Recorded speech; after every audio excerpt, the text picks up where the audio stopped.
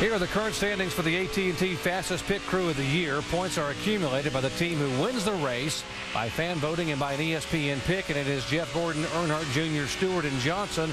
Right now, that's the top 4 in the category. Make your pick for the AT&T Fastest Pit Crew of the Year by texting the car number for the pit crew you think is fastest and most valuable in each race to 2258. Standard messaging rates do apply. It has been a bit of an adventure here all afternoon for Dale Earnhardt Jr., who has been hanging on for dear life. Take a look.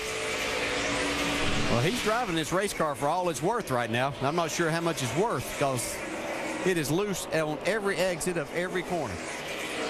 You see there, he even gets into the wall with the car moving around so much. What do they call that in California? Drifting, where the car comes out backwards, sideways around a corner. He is just hanging on. Vince. Crew Chief Lance McGrew for Dale Earnhardt Jr. Of course, only been on the job about 8 weeks, and he says he has been evaluating every aspect of this team during his tenure there, as brief as it may be. I said, what's the one area you've got to get better? And he said the cars. They're just older than they need to be. Unfortunately, it takes a month or so to build a new car. This is a new car. It's the one they ran at Indianapolis. It's the best one they've got. But he says we just got to get our cars to be better. We're seeing some of that today with the 88 and Dale Jr. Thanks, Vincent. Here's Jamie McMurray coming on the pit road. We're expecting leaders pit stops, and McMurray coming in out of the Roush Fenway stable here on lap 126. Vince. Jamie McMurray, you see that Crown Royal sponsorship. That's leaving the 26 and going to the 17 next year. The car has been extremely loose all day. The team tightened it up, but Jamie said he couldn't steer it like he wants to, so they loosened it up again. So now it's getting better. Near neutral air adjustment and 4 tires for the 26 of Jamie McMurray. Casey Kane comes off, and he will head down pit road, and making very, very sure he does not speed, gets it down to 55 miles an hour. And Kane has now led the last 29 consecutive laps. Let's go to the 00 pits. Jamie. David Ruderman was running 30, pulled in now. They're going to make a right rear wedge adjustment. 4 tires and fuel. They sit 13th right now in points, but they're closing that gap, guys. Dave? 4 tires, a windshield tear off, and a slight air pressure adjustment for a car that's a tick tight. This was a 37-lap run with some caution laps. They need another 37-lap run and then about a 36-lap run if they're going to make this on just one more stop. Kane coming down. You see Ruderman behind him coming down pit road. That's Matt Kenseth. Here is the 6 car of David Reagan in for his service.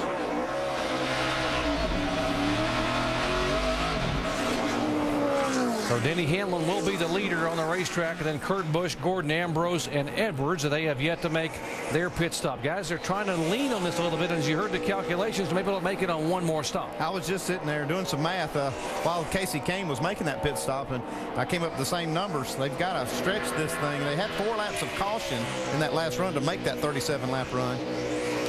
Battle for position. That's Edwards and Ambrose. Edwards has the spot. That's 4th position. Ambrose is 5th. You see the 19 car under Carl there. He just had been in pits and got fresh tires. You can see how much of a difference that makes as Elliott was able to go in front of Carl Edwards. Marcus Ambrose done a great job today keeping that car in contention, and they got a good break. That last caution when they were able to stay out, and it's paid off really well for him. Sitting here in the top 5.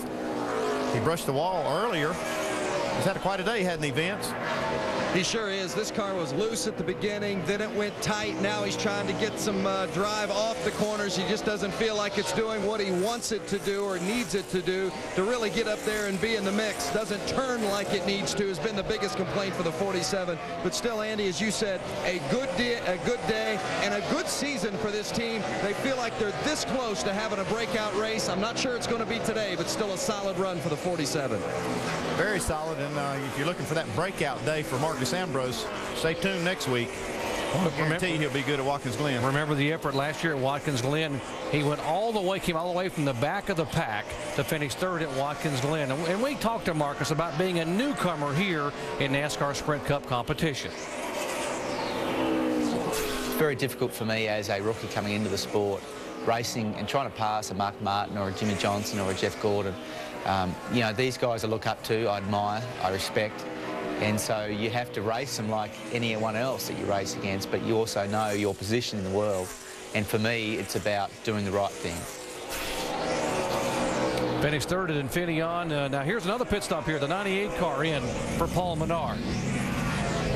Ryan McRae, rear tire carrier.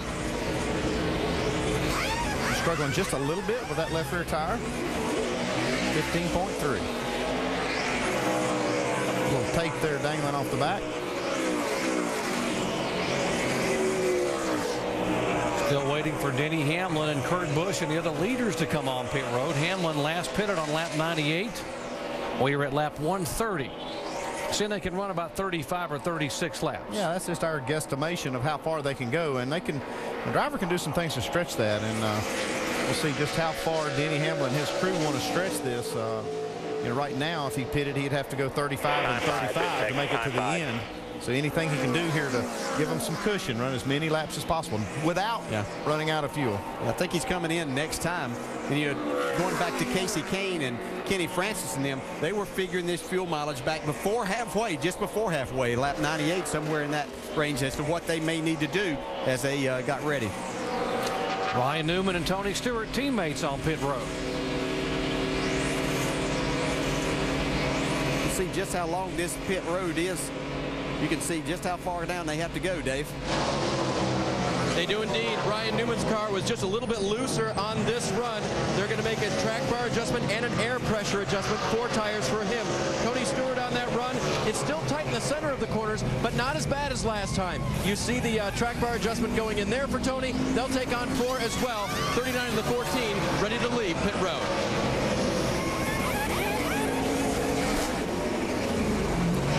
Vince? The 18 car of Kyle Busch, he says it's been about into the wall every single lap. He just doesn't feel comfortable with it. They gave him 4 tires, made an air pressure adjustment. Dave Burns. And Denny Hamlin gives up the lead to come down pit road, following Reed Sorensen and Robbie Gordon down. He hits his marks on the pit box very well. The crew will go around to the right side first. He wants no changes on this car. He told crew chief Mike Ford about 15 laps ago, if we just get it out front, we'll be fine. Going to the left side now, trying to complete the stop, keep his position relative on the racetrack. We'll see where he ends up in position to the 9 car. Casey Kane will go by, and Denny Hamlin will have to try to stay ahead of the next guy behind him. See Kurt Busch coming down pit road. There comes Carl Edwards and Jeff Gordon side by side. There's Jeff Gordon in front of Carl coming off pit road. Finish that timing mark right there, and they can accelerate. And you saw in front of these a moment ago Jimmy Johnson coming out. Jimmy Johnson being shown a lap down in 36th position. The 29 car of Kevin Harvick is the leader. Harvick coming off that impressive performance at Indianapolis. Impressive not for what they've done in years past, but for this year, Kevin Harvick getting a top 10 finish 6th at Indianapolis in this new car. Let's go down to the pits and Shannon. Kevin Harvick, what a day it has been for this team. He suffered came down on pit road a little bit early right before the caution came out earlier in this race and had to restart all the way back in 34th.